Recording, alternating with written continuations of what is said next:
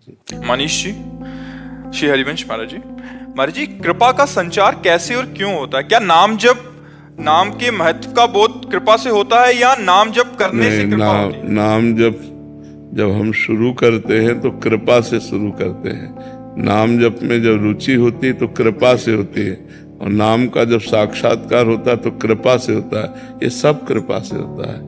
भगवान अहेतुकी कृपालु है।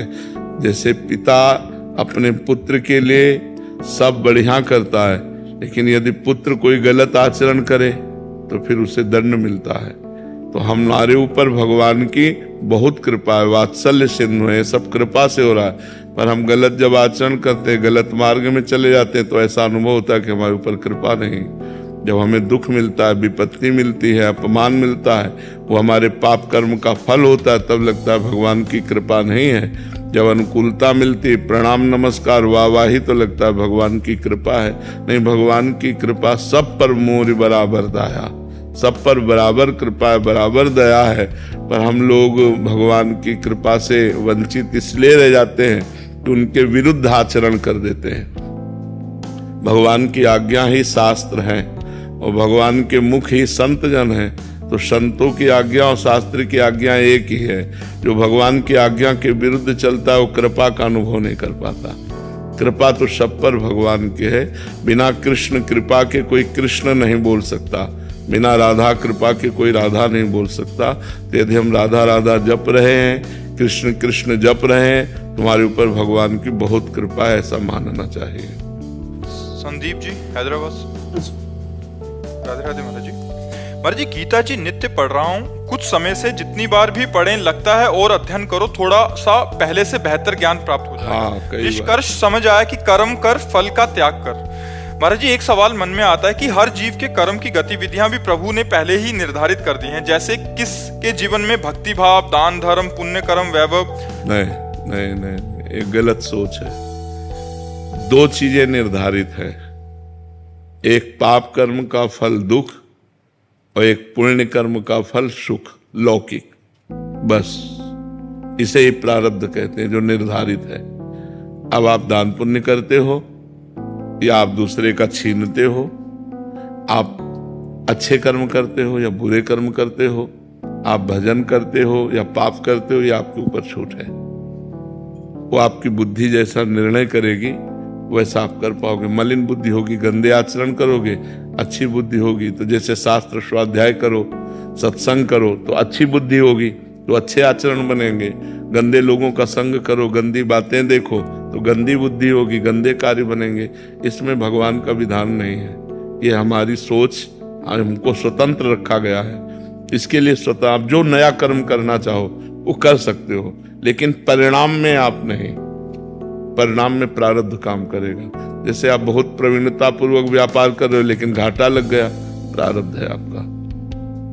कोई बहुत ज्यादा प्रवीण नहीं लेकिन मुनाफे पे ही चल रहा है, प्रारब्ध है उसका।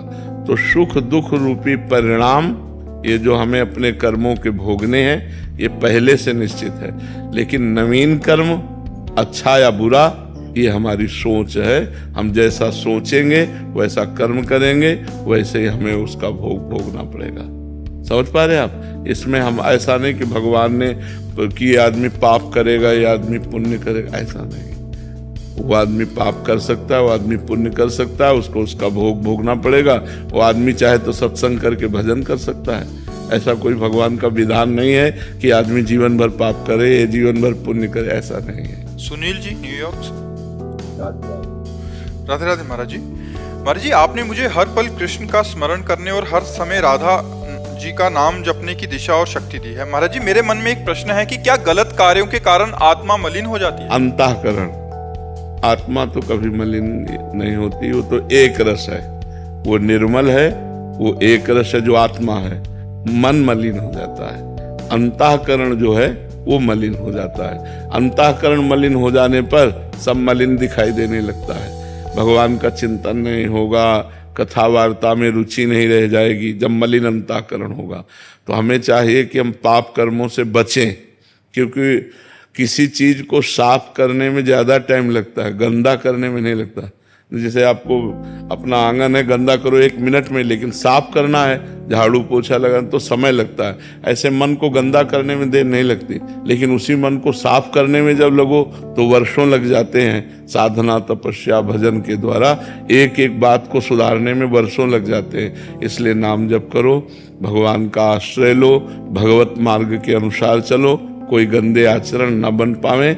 जब मन गंदा आचरण करवाता है तो अंतःकरण मलिन हो जाता है। उसे ज्ञान न होने के कारण आत्मा कह देते हैं, लेकिन आत्मा अलग है, वो कभी मलिन नहीं होती, वो सदैव निर्मल रहती है। हिमांशी सिंह जी, ग्रेटर नोएडा से। राधे राधे महाराज जी। महाराज जी, आपके चरणों में कोटि कोटि नमन। महाराज जी, शास्त्रों में पुरुषार्थ और भगवान की कृपा दोनों का महत्व बताया गया है। यदि कोई व्यक्ति पूरे पुरुषार्थ से प्रयास करे परंतु परिस्थितियां बार बार विपरीत हो जाएं तो सफलता ना मिलने पर इसे भगवान की विशेष योजना माने या अपने भीतर पुरुषार्थ की कमी माने? नहीं, पुरुषार्थ करने, अभी आपको बताया ना, योजना नहीं, प्रारब्ध। उनसे जैसे बताया ना कि आप बहुत प्रयास कर रहे हो लेकिन आपको व्यापार में घाटा लग गया, तो आपने पुरुषार्थ किया लेकिन आपकी उन्नति नहीं हो रही, इसमें प्रारब्ध बाधा डाल रहा है। भगवान तो कृपालु है, वो तो कृपा ही करते हैं। अगर हमारी भागवतिक पुरुषार्थमय वृत्ति है तो हमारा प्रारब्ध जो बुरा है वो हमको विक्षेप डाल रहा है। एक बार एक प्रसंग से आपको समझ में आ जाएगा। विद्यारण्य नाम के एक महान सन्यासी हुए हैं, तो वो ब्राह्मण घर में जन्मे थे, तो बचपन में उनके घर में खाने पीने की भी अव्यवस्था थी।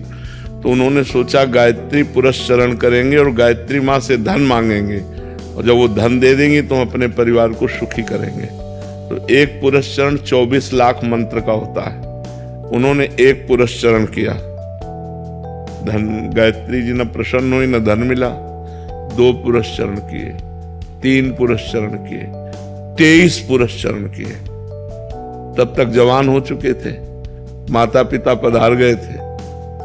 तो 23 पुरस्चरण करने वाले गायत्री मंत्र के महापुरुष के अंदर कितना ज्ञान आ गया होगा। तो उन्होंने संसार का त्याग कर दिया और सन्यासी, जे ही सन्यासी हुए ते गायत्री मां प्रकट हो गई।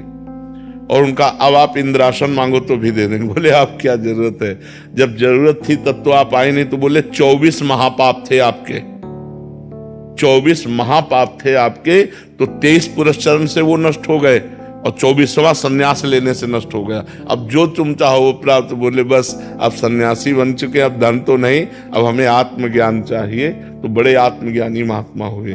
तो समझो, हम लोग तो माला 2 माला, वो 23 पुरस्चरण करने पर भी धन नहीं प्राप्त कर सके, क्योंकि 24 महापाप थे। जो ही 24 पूरा हुआ, सन्यास लेते ही तो गायत्री मां प्रकट हो गए। तो ऐसे ही हम प्रयास करते हैं, पुरुषार्थ करते हैं, तपस्या, साधना, व्रत, दान, पुण्य, लेकिन हमारे इतने बड़े पाप हैं तो हमको गिराएंगे, वो हमको सफलता नहीं देंगे, लेकिन वो नष्ट हो रहे हैं। भजन आपका व्यर्थ नहीं जा रहा, वो नष्ट हो, जहां वो नष्ट हुए तो सफलता ही सफलता हाथ में लग जाएगी। अमिताभ गर्ग जी, प्रयागराज से। महाराज जी, आपके चरणों में कोटि कोटि प्रणाम। महाराज जी, स्वास्थ्य संबंधी समस्याओं को आप ऐसे हंसते हंसते झेल रहे हैं। महाराज जी, आपके पास आध्यात्मिक बल है, तपोबल है, भक्ति बल है। महाराज जी, हम जैसे तपोबल नहीं, भगवान का आश्रय बल है, भगवान के आश्रित है, तो भगवान सब संभाल रहे हैं उन्हीं के। नहीं तो जैसे बैठे हैं तो भयानक कष्ट है, पूरे शरीर में पीड़ा है। बस आप प्रश्न करोगे तो आपके उत्तर में मन लग जाएगा, तो ऐसे है। नहीं तो अपने मन को भगवान में से चुप लगाएं, इसको शरीर में लगा दें तो अभी परेशान हो जाए। ये भगवान के बल से, अपने में तो बल है ही नहीं है। तो भगवान का आश्रय लिया जाए, वही बल देते हैं, महाबल है वो। कर्तुम अकर्तुम कहा नहीं गया, मूकम करोति वाचालम पंगुम लंघयते गिरिम यत् कृपा तमहम वंदे परमानंद माधव। मूक हो वाचाल पंगु चढ़े गिरिवर गहन। जो लंगड़ा है उससे कहो पहाड़ चढ़वा दे, जो गूंगा है उससे कहो वेद बुलवा दे। ऐसे भगवान है, भगवान की सामर्थ्य ऐसी है। तो ऐसे ही है, दोनों किडनी फेल से प्रवचन करवा रहे हैं, उनकी कृपा से हो रहा है। साकेत चोपड़ा जी, राधे राधे महाराज जी। महाराज जी, सांसारिक सुख और आध्यात्मिक शांति एक साथ संभव है? गाल फुला के हंस सकते हो, एक साथ संभव है? हंसोगे तो गाल नहीं फुला पाओगे, और गाल फुलाओगे तो हंस नहीं पाओगे। एक संग नहीं होए भुआलू, हंसब ठठावब फुलवब गालू। ठाका मार के हंसना और गाल फुलाना ये एक साथ जैसे नहीं हो सकते, ऐसे ही विषयों का स्वाद और भगवान का स्वाद आध्यात्मिक एक साथ नहीं हो सकता।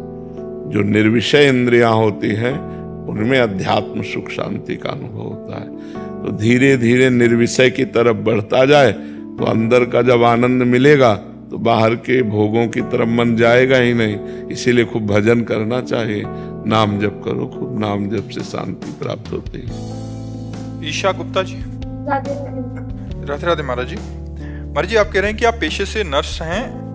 एक बार ऐसी स्थिति हुई कि किसी जीव का अंतिम समय था और इनके पास मौका था और आपसे सुना था कि अंतिम समय में ईश्वर का नाम उसके कानों में, बट बहुत सारे जने और ऑफिस का स्टाफ था तो ये बोल नहीं पाए। फिर उसका शरीर पूरा हो गया तो आज तक इनको पछतावा हो रहा है कि मैं क्यों नहीं बोला, मैंने उनको नाम क्यों नहीं सुनाया। और इसी पश्चाताप में बार बार मन में मतलब बहुत दोषयुक्त एक वृत्ति। दोषयुक्त तो नहीं, पर बहुत बढ़िया अवसर था जीव के कल्याण का, किसका प्रश्न है।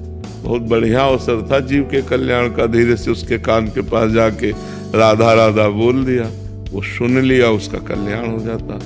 पर वो उसका कल्याण नहीं होना था, इसीलिए तुम्हें माया ने रोक दिया। बहुत लोग हैं कैसे राधा राधा कहे इसके कान में, वो माया ने रोक दिया। तो इसीलिए पश्चाताप तो मत करो, क्योंकि उसको नहीं सुनना था, इसीलिए भगवान ने सुनाने नहीं दिया। नहीं तो कल्याण तो पक्का, कोई जीव मरने जा रहा हो और उसके कान में राधा राधा कृष्ण कृष्ण सुना दो, पक्का उसका कल्याण हो जाएगा, पक्का कल्याण हो जाएगा। और संसार में किसी से प्रेम करते नहीं, और श्री जी से प्रेम करना चाहते हैं लेकिन होता नहीं है क्योंकि नीच है।